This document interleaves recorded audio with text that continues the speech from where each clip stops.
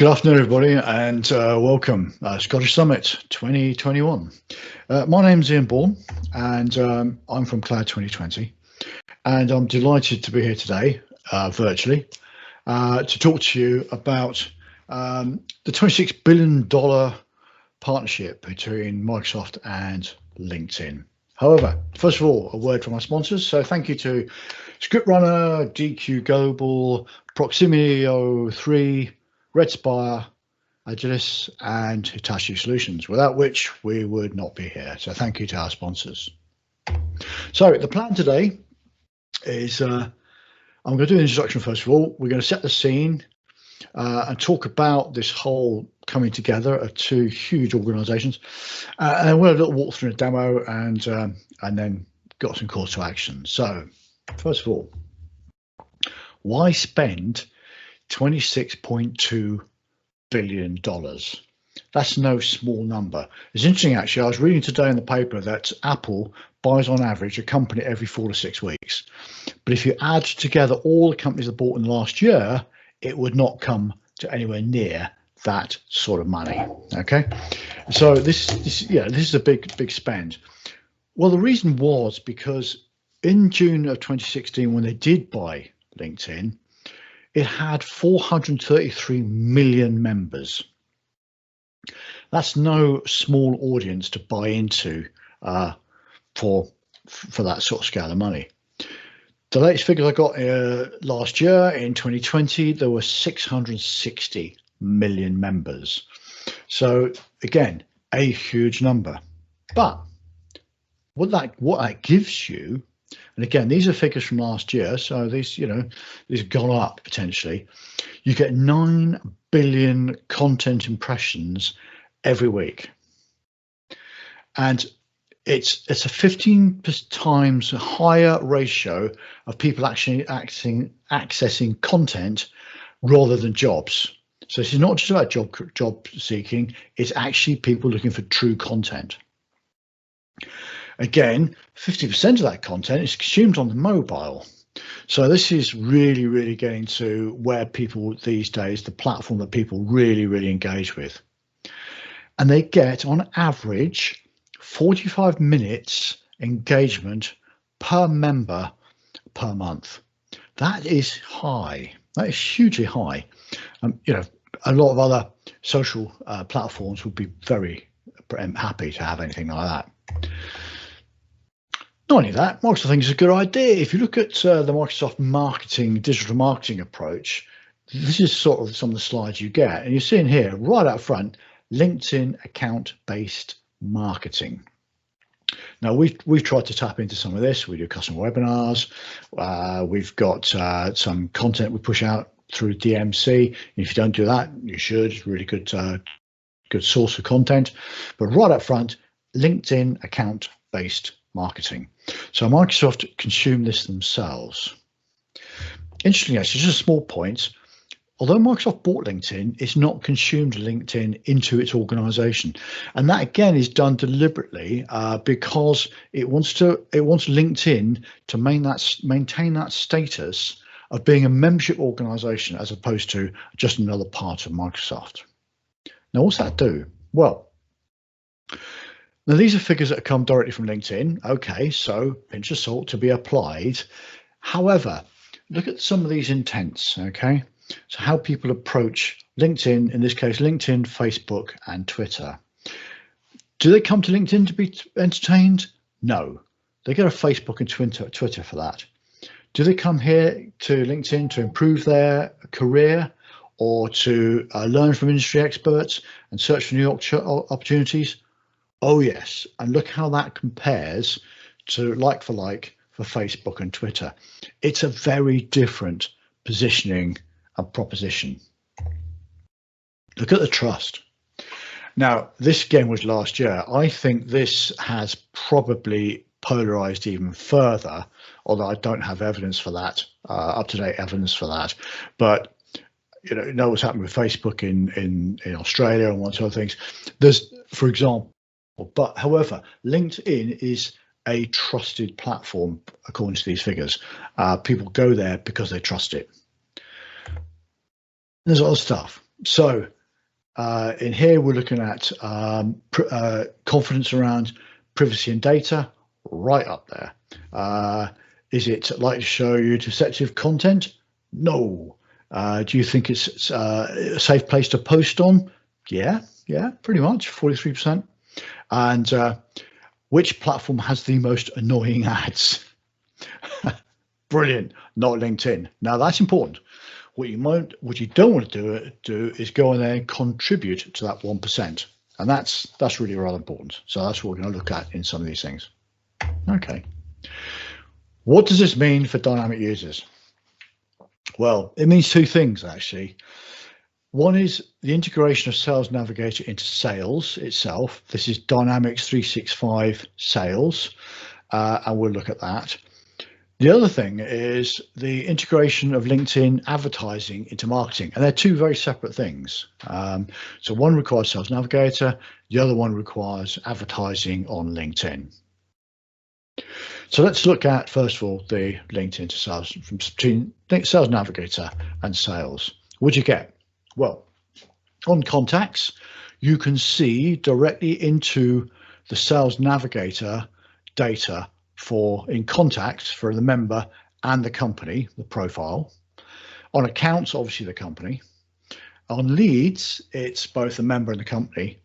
And on opportunities as well, the member and the company. But in that case, the member is the primary contact in the opportunity. So that's all very good. At this point, I normally get asked the question, oh, can you hoover the data out of LinkedIn into Dynamics Sales? And up until recently, the answer was no. No, you can't.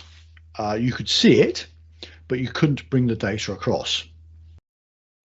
I'll show you later that where now, technically, you can push that data across, but there is a licensing implication, isn't there always? So spike that thought and we'll come back to it. What about integration between Sales Navigator into Sales? Well, here we've got, further to that, we've got contacts. So in contacts, and you're in Sales Navigator, you can, in Sales, you can connect, you can message, and you can post them into a list in Sales Navigator. So you can do a lot from within Dynamics, pushing into Sales Navigator. In accounts, you can add them to lists. So you may want to have a list in Sales Navigator of your top leads in a particular market sector, and that you could do. What you can push back is, I say, contact details with the license implication, position changes, again, license implication there, but notes applies to most licenses. So you're probably aware that Sales Navigator, there's a license for a Sales Navigator Pro and a Sales Navigator Team. There's now a Sales Navigator Enterprise license as well. The difference between Pro and Sales is that, Pro and Team, you'll see a bit later on, there's a lot more collaboration within a sales team in Dynamics 365. Okay. So what about the LinkedIn advertising into marketing? Well, this is pretty cool, actually. LinkedIn forms can push directly as leads into Dynamics, and we've used this to affect ourselves. Now, you can, in marketing, create your own forms and get LinkedIn to, as part of the action out of producing an advert, to push the data into a Microsoft Dynamics 365 marketing form. However, the trick is not to do that. The trick actually is to use the LinkedIn forms. Why is that? Well, just imagine the process. I'm in LinkedIn, I see an advert in there about the best thing you could ever have for dealing with your HR issues. Yeah, I've got some HR issues. Click, one click. Would you like a webinar around this? Yes, I would. There's a form there. Because I'm in LinkedIn, I trust that form and it's filled in my details already. It's pre-populate that form. All I've got to do is do one more click, and that form then pushes directly into Dynamics with all that information contained. I have not had to type a single thing. So you take away all those barriers to actually getting people to click and come through. The other thing you can do is track redirect URLs within LinkedIn. So if you post up some if you post up onto LinkedIn and you want to get people to go to click to an HTML page or a page on your website, then you can track those with redirect URLs. The trick there is to actually create a redirect URL in marketing, but then also go to bit.ly or a similar process and get a reduced link so that it doesn't take up all the screen to get that link in there. And then there's this new issue around smart links, which has come out from LinkedIn now, which is their version fundamentally of that, where you can create a smart link and then LinkedIn will track that and post that back into Dynamics for you. Okay, I think we mentioned that one before, so right.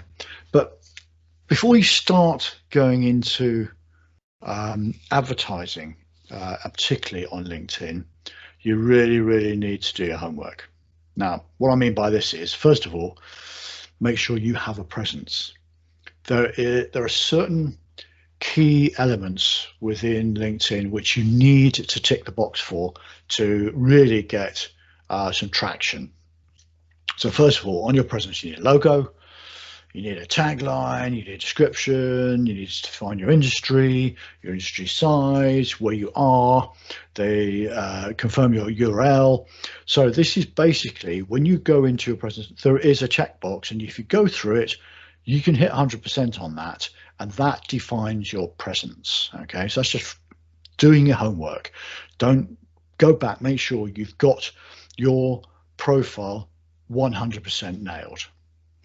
Now, the other thing is engage. Now, what LinkedIn is looking for here is a post at least once every 30 days. You don't want to do it once every 30 seconds or every 30 minutes. You want to do it regularly and at least once every 30 days. And then it's about quality. You need 100. There's some magic thing around getting 150 followers. Once you get 150 followers, you start hitting some metrics within LinkedIn and you'll get much better engagement. All right. There's a pointer on LinkedIn where you can actually look in and get content suggestions. So you can define the sort of organization you are, the sort of customer you're looking for, and it will throw out content suggestions from other posters.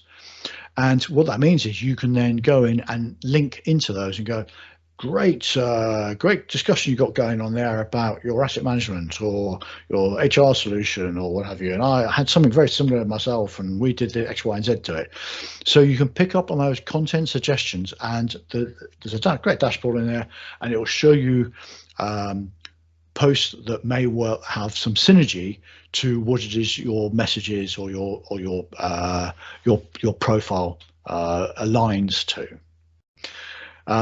The other thing is to look at the page analytics. So look at who's coming in, who's looking at you, and what is resonating, and then make sure you build on that process. Okay, we'll come back to monitoring.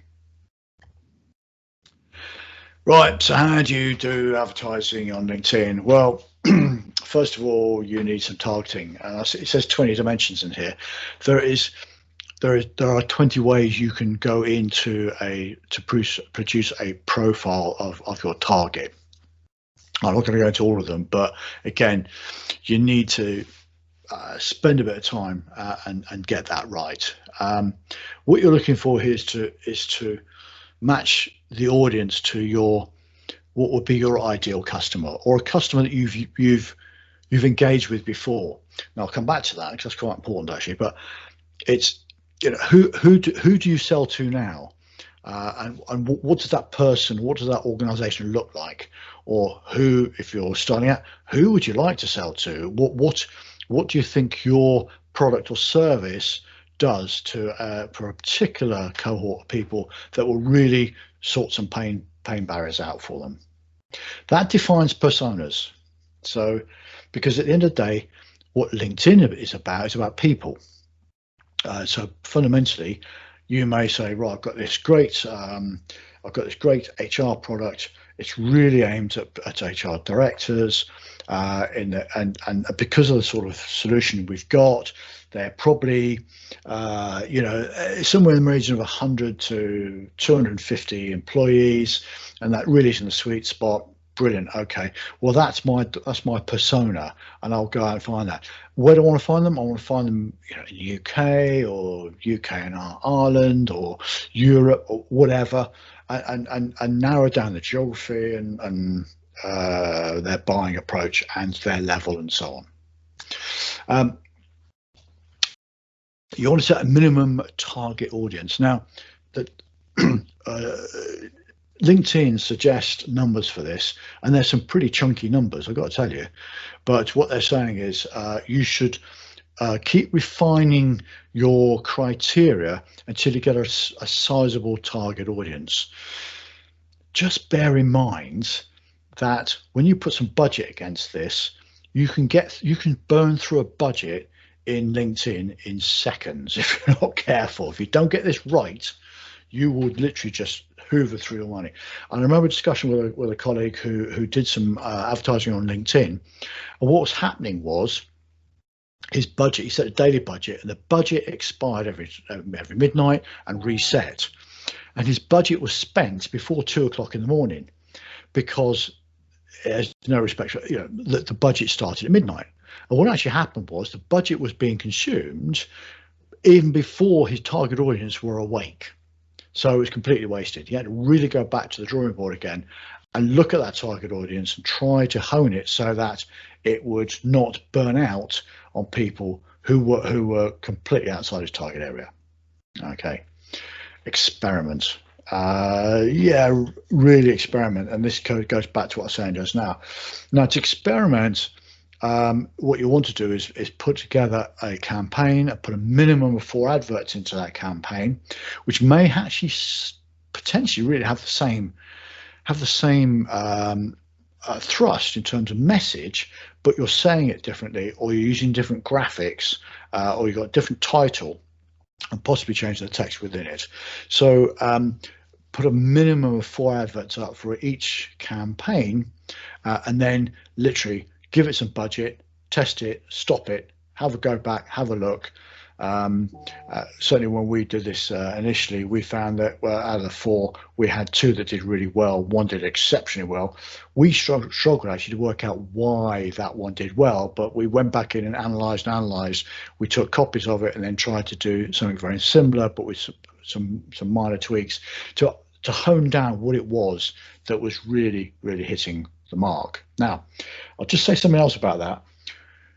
You can spend money just getting clicks, and that's fine, but there's kind of, somebody said to me once that there are 2 types of people out there looking at LinkedIn for advertising: clickers and actually engagers.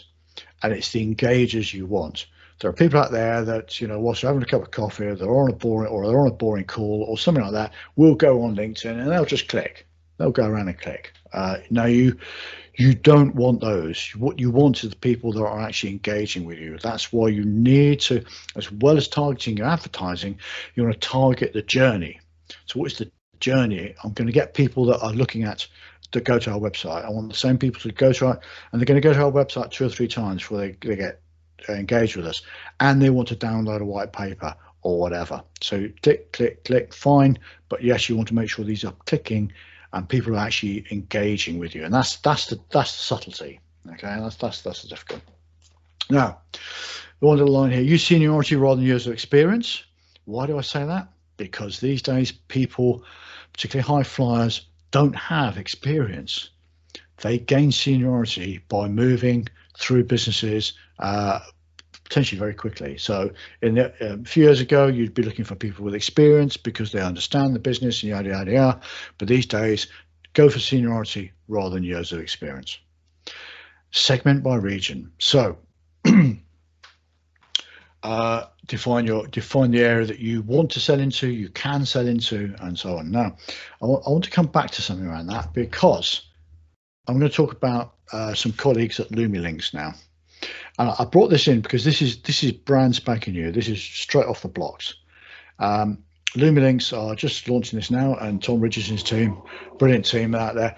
What they do, and I don't know how they do it, I'll be honest, what they are doing is location-based marketing approach. So in a B2C kind of environment, they can tell you exactly where to put your advertising physically, where on analysis of your previous sales, you're most likely to find new customers. Again, I don't know how they do it, but they do that.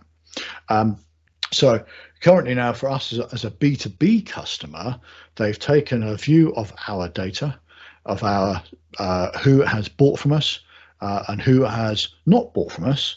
And from that, they have produced a geographical target of where we should try and pitch our LinkedIn advertising. Now, bear in mind, we're in lockdown today anyway.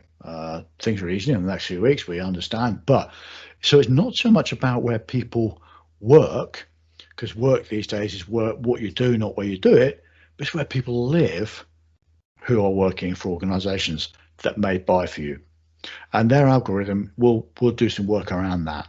So what's it do? So what they're saying is it's harder to get access to good solid data these days. Data regulation is more challenging.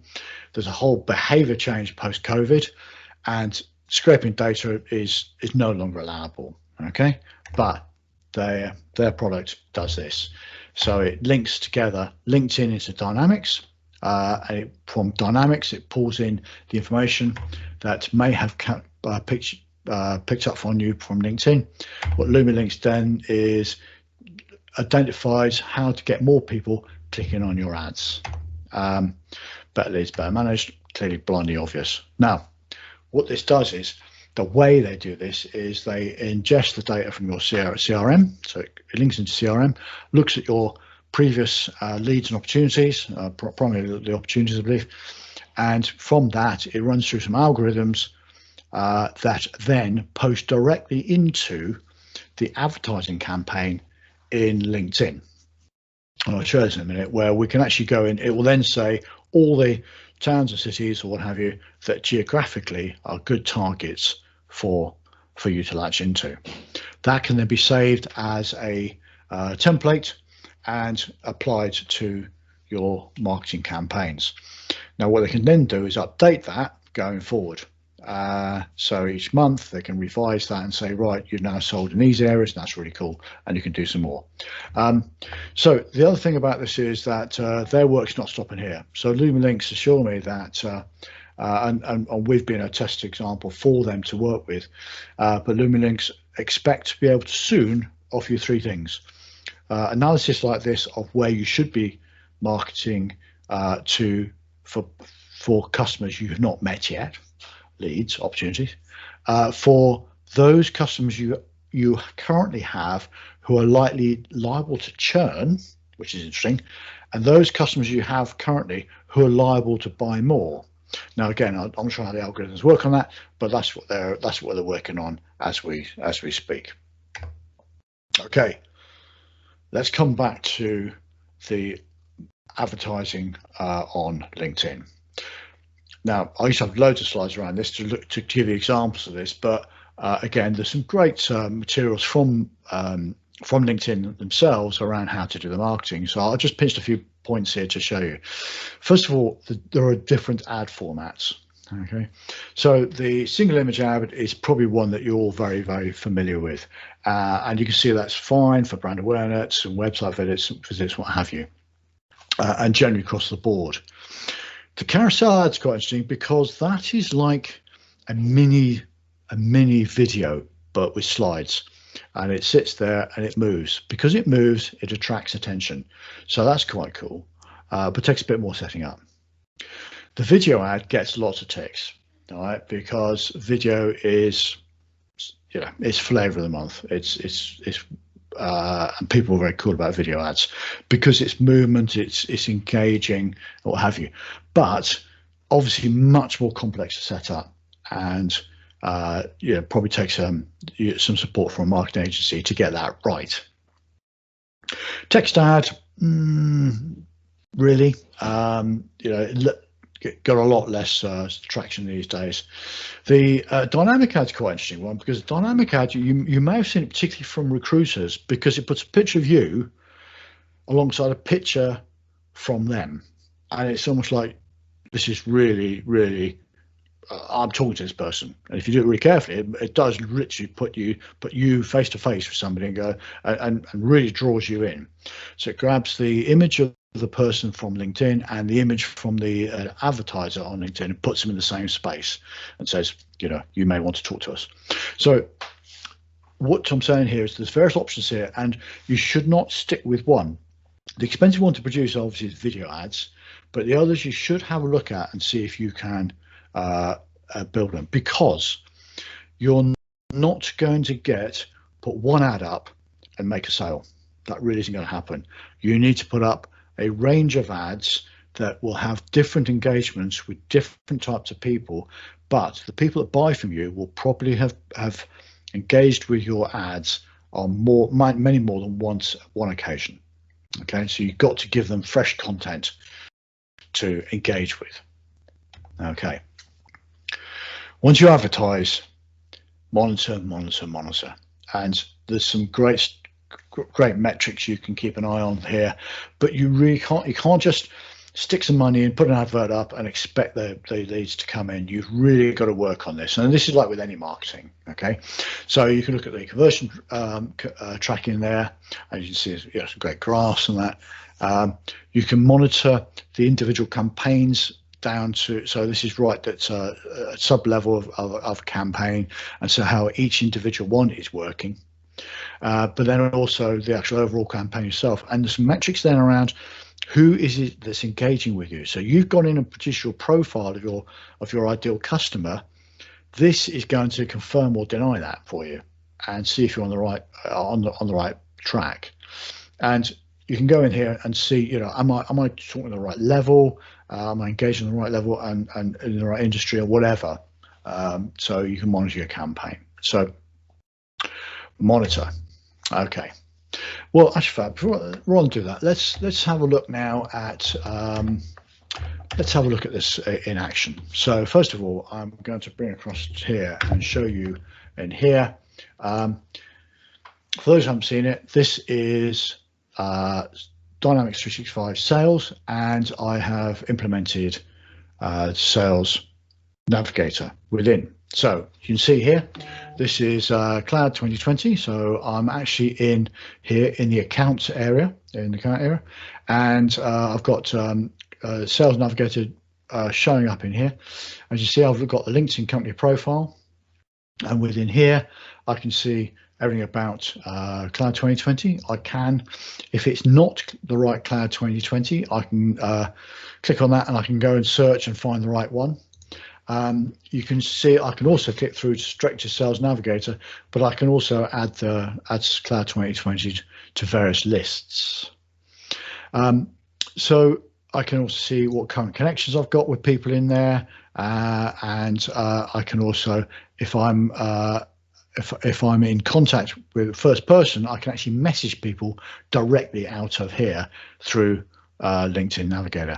I can also check out the latest news and so on. So that's a company profile from within Dynamics. You're looking at Sales Navigator. I've got the same contact as well. So here I've looked at some guy called Bourne, and I can see the information around who I am or this person is. From within here, I can also message through LinkedIn, or I can connect. Obviously not in this case, but if I didn't know somebody, I could actually put up the connect. And when you put up the connect, you can actually in here edit the message that you want to use to try and engage that person, because that stand out of the box thing. Nobody's, you should write something that's plausible and would engage them. A reason why you'd want to engage with them. Okay, you see some recent activity going on here and what have you. So this is really a useful way of getting close to an individual. Now, the other thing is you can get introduced. Now, this is what I sent you before about the team license. So these are all the people that I may know that are in common, and I would probably get me introduced, in this case, to myself, but you know what I'm trying to say here. So I could click on somebody here and then ask for an introduction. Now, with the teams, with the LinkedIn Sales Navigator team license, if I don't know somebody, it will often find somebody within my sales team that may know somebody. So it's giving you a third party option there to get an introduction. Okay, so that's account and context. It also works in leads. So in here, in this case here, I've got this lead come in from actually from a test one from my colleague Wendy here. And so this is a lead. What I can do in here is I can go into the LinkedIn member profile. I can find Wendy. Now, yes, I had hoped that would work. This is showing the wrong Wendy. So in this case here, I can go in, I can say it's not the right person, and I can find the right person and match her. Now that's replaced this person here now, and straight away this has lit up a whole new raft of information. So I now know about Wendy. I know we both work at Cloud2020, bizarrely. We've got some recent activity going on there. We've got some shared connections and all that good stuff you've got going on there. And I can also go in and message Wendy from within here. That's messaging through LinkedIn.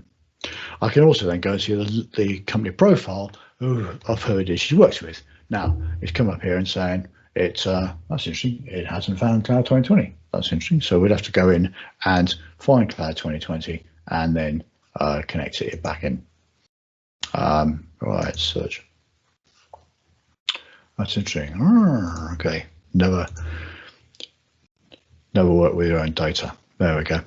Right, let's go into the opportunity now. In the opportunity, when you're looking at opportunity, it will pick up the company and the opportunity and try and find as many people in there as possible.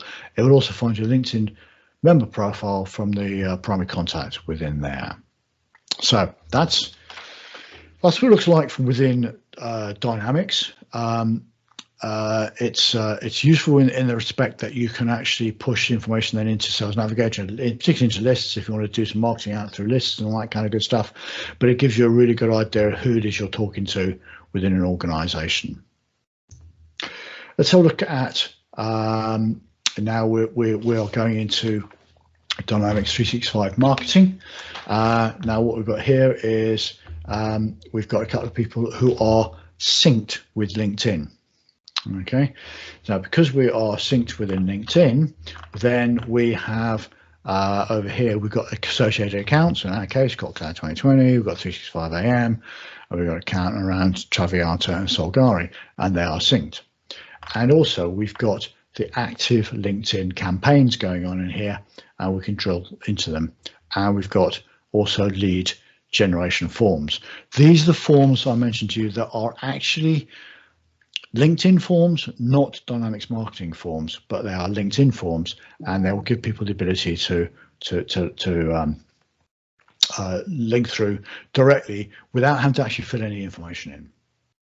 And from that, what you get is form submissions. Now, to protect this, and I've pulled a load out of here, so I've just got some examples in here just to prove it can be done.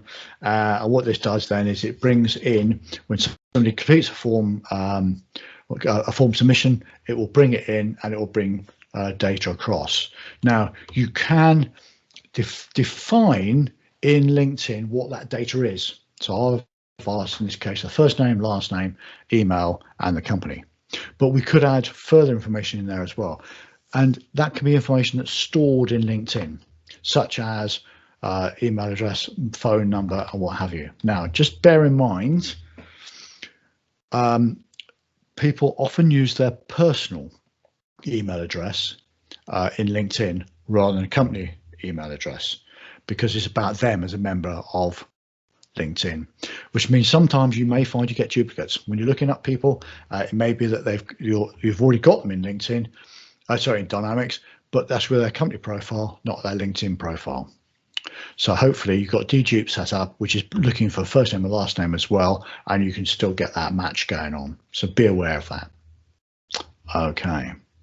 Let's have a look at LinkedIn. So let's look at LinkedIn's sales profile, Sales Navigator here. In here, so what I've done here is I've done a search for in this case Lumilinks, and I found my colleague there, Tom Ridges, in there. That's really cool. And what I can do in here is now, if I had a Sales Enterprise license for Sales Navigator, I would have the ability on here, on these 3 drop-down lists, to push Tom's information into Dynamics. Now, this is a very new thing.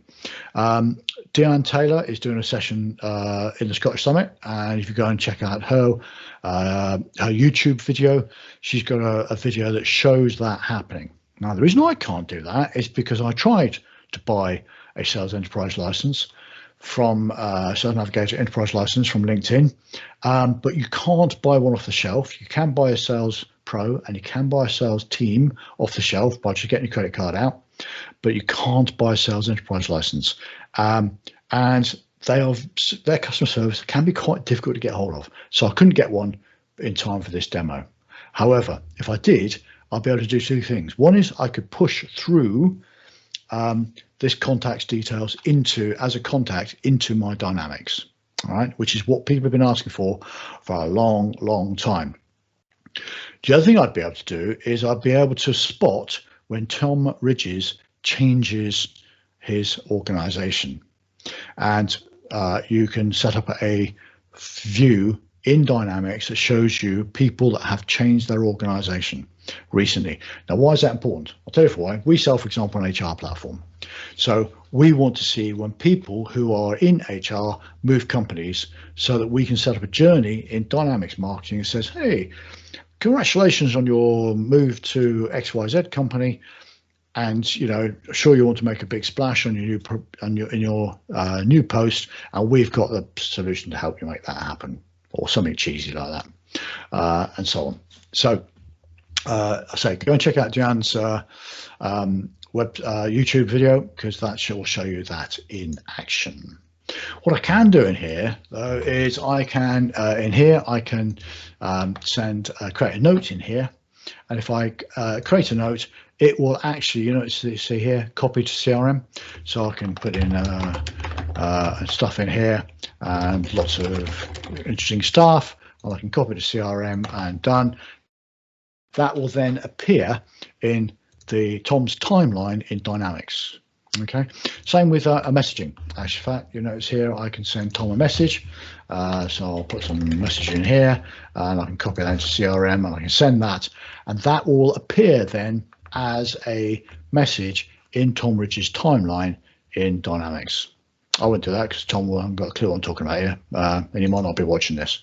Okay, right then. So that's kind of where we are in terms of some of the interactions between Sales Navigator. Now, we did talk about advertising, so let's open up the advertising element. And I think I've got about 5 minutes left. So let's open up. I want to open up the advertising.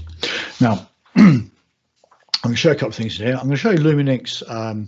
If I go into here, I will show you that what actually happened is we've run this trial with Lumilinks, and if I go into the default campaign group, you'll see here that we've got Lumilinks, and that was pushed through on the 23rd of February.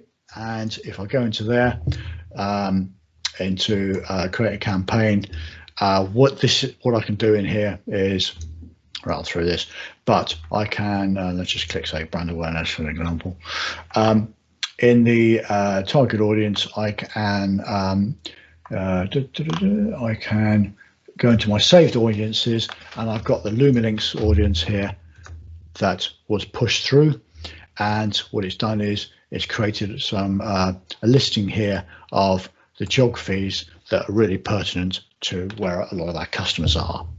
Okay, so again, watch the space for Lumilinks. That's going to really be, let's see how that grows forward.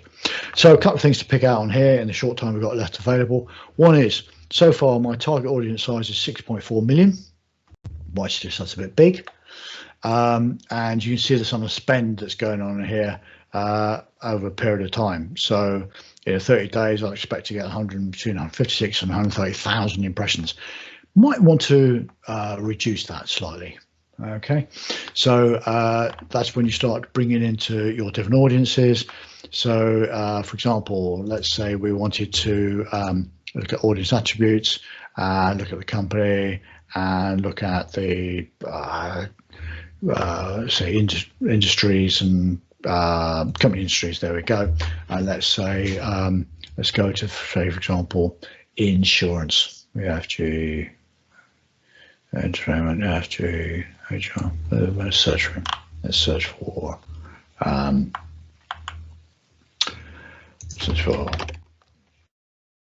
okay, that one there, click. Right, now we're getting somewhere sensible. So now I'm targeting insurance companies in this area, and I've got it down to 82,000. So you can see now as I start layering on top of this various other attributes such as company size and so on, I start to get this down then into a much more manageable number. I can also then see also the breakdown around the segments. So in this case, currently 7% of this 82,000 will be in IT, 3 in research and what have you. These are the ads I talked about. So the different types of ads, you select your ad, you can build the ad, but like I say, what you want to do is you want to build multiple versions of the same message. Now, one or two little challenges here. Watch out for this. So you want to watch out for that little button there, and there's a one down here about yeah. So then you want to start worrying about your budget and your delivery. So you can set a period when this is active, and you can set the budget that you want to spend. And notice this, it may vary. So it can go over 20, in this case £20 a day, within parameters, but you have different versions of the budget setting in here, and then you can optimize the goal. So the question is, what is it you're trying to do? Now I clicked on this time brand awareness. So therefore what you're trying to do is get people to get as many impressions as possible. But it might be that if you want to go for lead generation, then you're looking for click-throughs. And the click-through then would be onto the form that you are using to generate your conversion. You can then track the conversion, and this is where you decide what it is that you're trying to track through. So here we go. These are some previous ones. So we had people that opted into our webinar. In this case here, one wants to click through to request a demo. And so those are the no signals yet in this one because it's not been set going. But if you could select one of those, and that would be some of the measurements that you could use. So like I say, one thing, be very careful about setting these up. You need to set them up with a lot of variety initially, so you can try and then get some idea of what's going on with your campaign. I'm going to exit that without saving because I want to kick that off, because what you'll do then is you'll start to see some numbers kicking off here. Okay, now, this is a dummy one, so therefore you won't see much going on in here, but you'll very quickly see the spend crank up, the cost per result and what have you, and see how that's going. There's some great performance charts in here, so go and have a look. These are the performance charts. You see the total clicks. You can change that change that up here to any of these metrics and see what's going on, and set your time range, what have you. Like I say, dummy ones, there's nothing happening going in here, but once you set something going, you should spend time in here and just really see how this is kicking off. It's very exciting to watch it happening, but just watch that burn through on your budget. Okay, let's go back to this bit. So just as a roundup, because I'm pretty sure I'm running out of time here. First of all, if you're talking about marketing and advertising through LinkedIn, what are your outcomes? What are you trying to do? You're trying to raise brand awareness? Are you trying to get some click-throughs? You're trying to get people invited to a webinar? What is it you're trying to do? Do your homework around that. Try to define what your audience is and get your own positioning in place. So make sure you've got a LinkedIn landing page if it's about a specific event or what have you. Watch out for live events now. You can actually hold live events on LinkedIn. So that's a whole new discussion. So we'll come back to that perhaps another day. Set limits about what you want to achieve and how much you're prepared to spend on it. Segment very accurately and appropriately. So you've got a whole range of metrics around that. You can make a so define the audience, the size of the company, the geography, the type of industry, etc., etc., etc. Yeah, beware of the enable audience expansion and LinkedIn audience networking. Okay, this is a way of taking your current target and then allowing it to expand. So this is used. So LinkedIn will, in one case, it will go, okay, you've ticked that box, but that's very close to this box, so I'll allow the audience to expand into that box as well. Or the LinkedIn audience network is into associated platforms that are friends of LinkedIn, if that makes sense. So beware of those two buttons. I mentioned before, test, monitor, monitor, monitor. Yeah, absolutely. Test out what you're doing. Start off immediately with at least 4 adverts, which might have different graphics, different adverts themselves, different types of adverts, maybe different titles, whatever it is. And remember, try not to sell products, try and sell solutions. I know that sounds so cheesy, but it is the state. It is the way ahead. Don't expect immediate results. You've almost got to go out there and fail to understand what it is that's going to succeed. And that's it. That's important. So it's going to cost you money to learn what is appropriate for your audience, for your typical customer with your products and services. Follow through. When you get a lead, make sure you jump on it. So when a lead, if in our case, comes off an advert in LinkedIn and comes into Dynamics, that will then hit a segment. They'll immediately get an email from us. So they start on a journey then, and we'll move down that track, and we will continue to engage with them. And then if you get it all right, phone the Porsche garage. Okay, so can I thank you? Thank you for your attention. I hope you found that some of that of interest and what have you. Reach out to me at any stage. I'm very happy to answer questions, very happy to help you set any of that up. Give me a shout. Enjoy the rest of the session, and I wish we were all together now in Scotland enjoying a beer and all that banter that happens at these type of events. Be safe, everybody, and see you again perhaps this time next year.